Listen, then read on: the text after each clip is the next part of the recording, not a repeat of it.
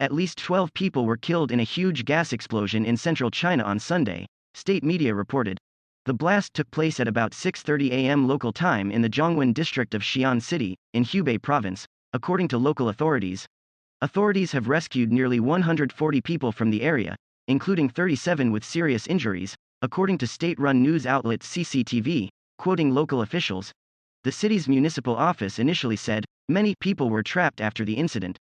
Images circulating on social media, which appeared to be from the scene, showed rescue workers in orange jumpsuits working through the wreckage of flattened houses. The cause of the accident is under investigation, according to the city government, which said on Chinese microblogging platform Weibo that it is organizing rescue efforts.